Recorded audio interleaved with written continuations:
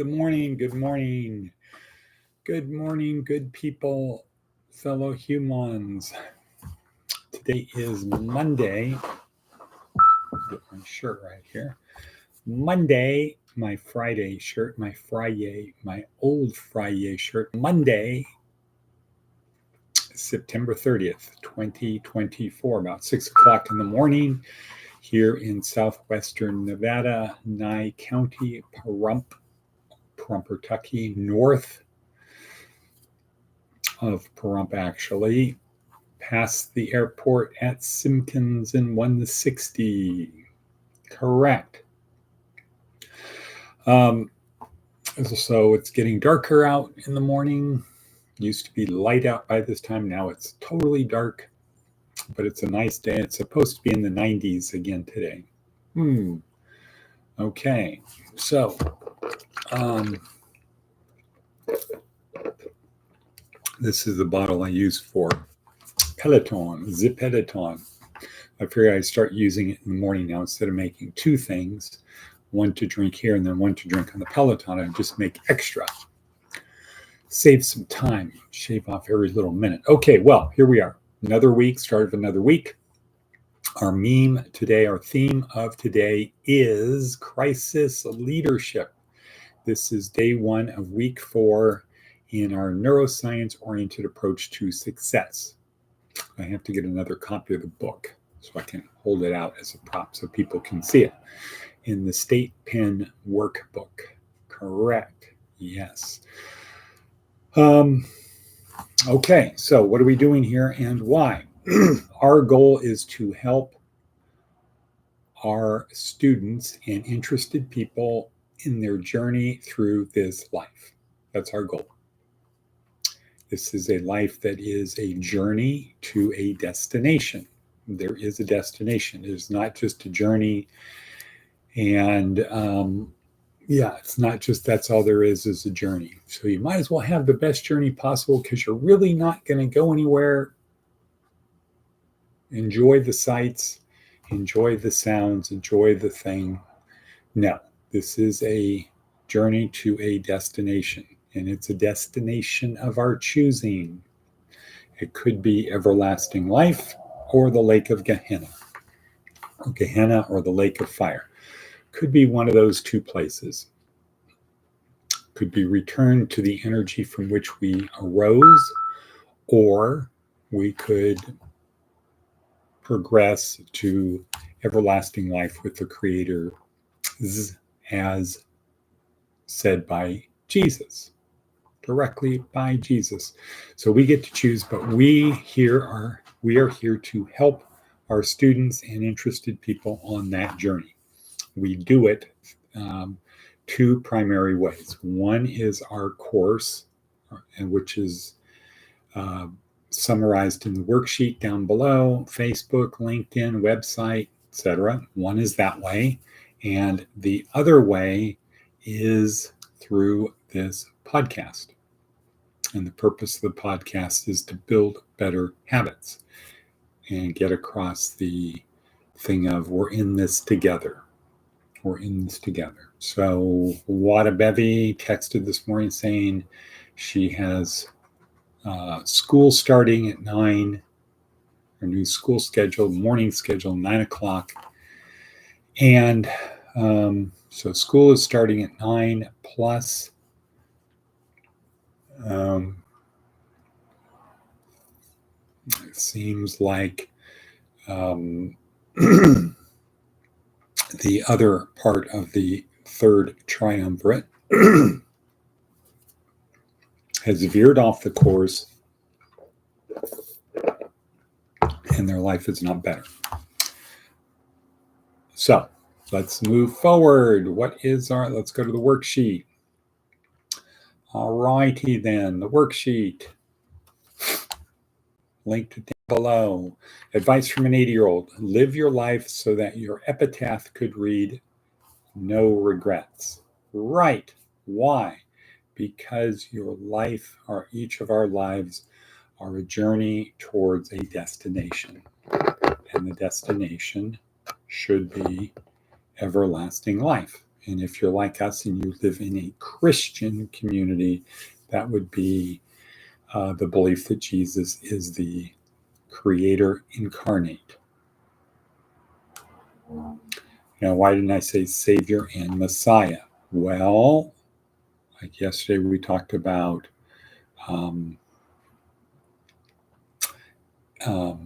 Anselm's satisfaction. What is it called? Satisfaction theology is,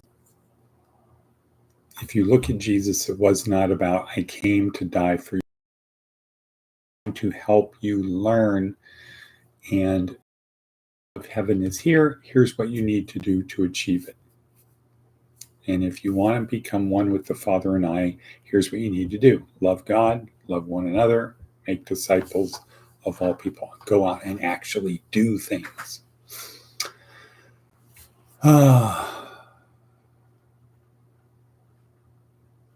Okay, so during the week, our focus is the other parts of our program. The physical, mental, and emotional. Today, we're talking about the emotional part. Or actually this week, let's go back. We'll deal with that in editing. This week, week 4 of our neuroscience-oriented approach to success is now we pull everything together. We've built upon it for the last 4 weeks. First, what are we doing? What is this journey? What's the thing? How are we going to get there? The second one is inside my skull-sized kingdom, how I can get myself to do the things I need to do. How do I figure out who I am and why do I behave the way I do?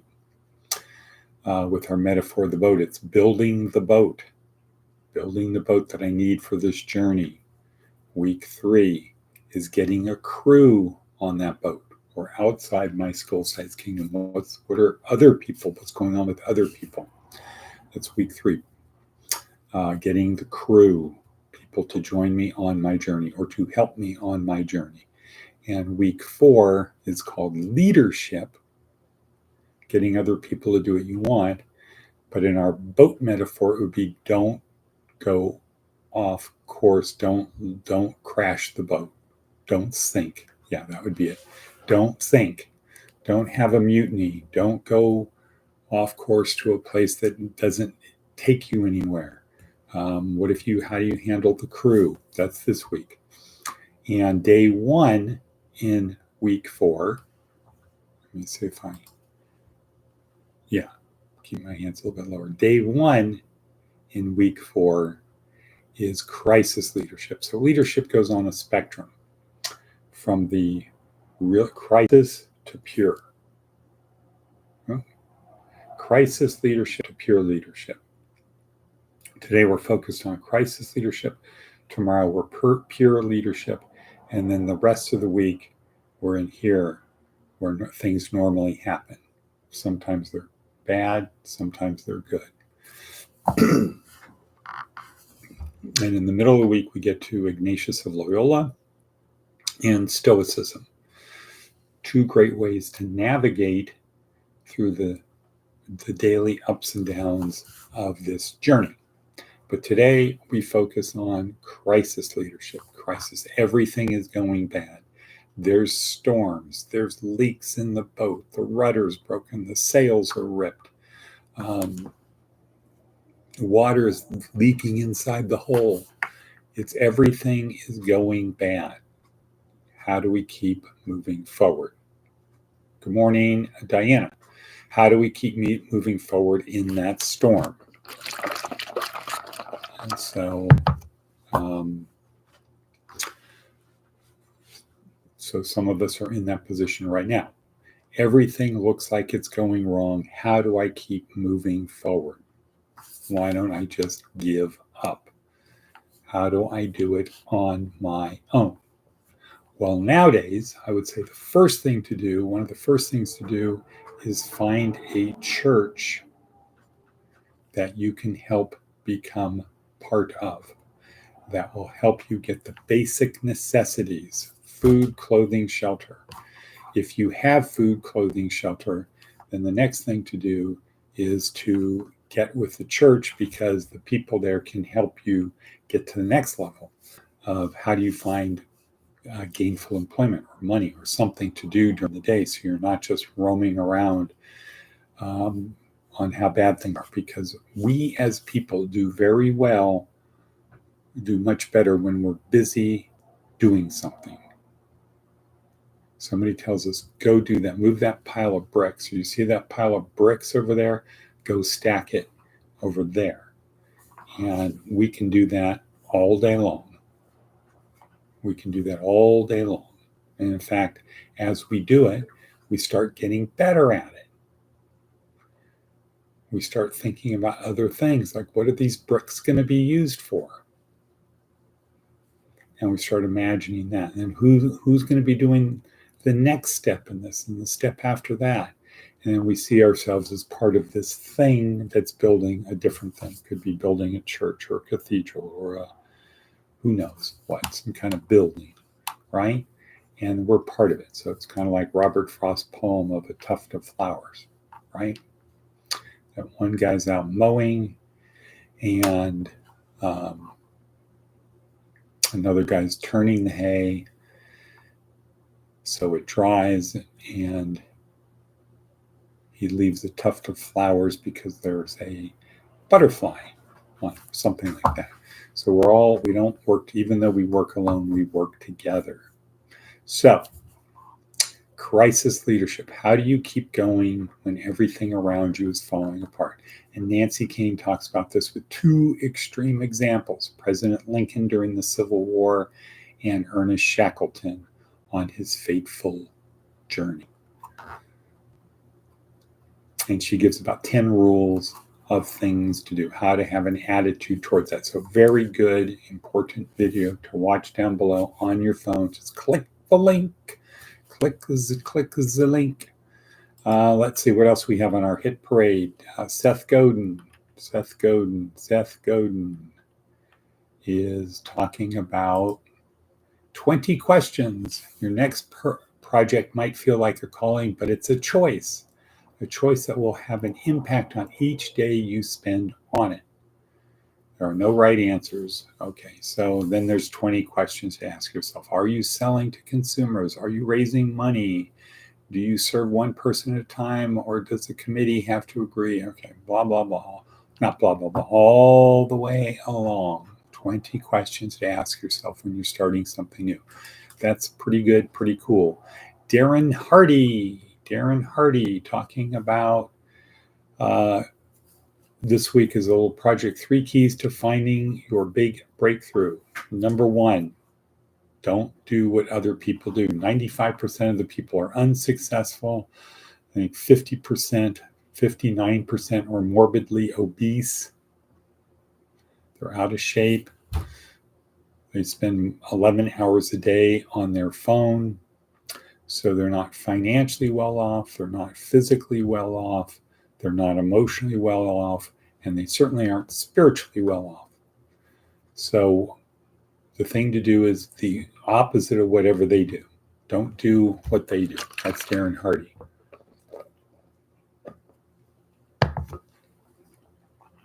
Dr. Livinggood talks about electrolytes, his special electrolyte powder, and when it's safe to have it. So good stuff down below. Good stuff down below. All righty then. So we're going to call it a quick little morning in stress crisis leadership. So as we're out there, so here's how to frame it. This is the end. This is on the journey. We need other people. And once we get other people helping us, we need to make sure that they're helping us move forward, not pull us back. If you're around people who are not good, they're going to pull you back. In the past, we did, let's say a year ago, we did not stress the importance of a local church.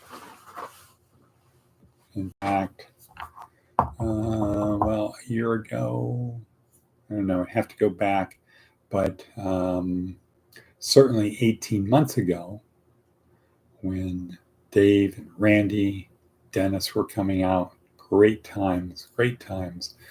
I learned tremendous amount from Baraka Church, from Dennis, Randy, Dave. I think it was more of a systematic theology approach where you could study it on your own. And they have their church that they regularly go to, but there wasn't the emphasis on community. The emphasis was on studying, was on salvation.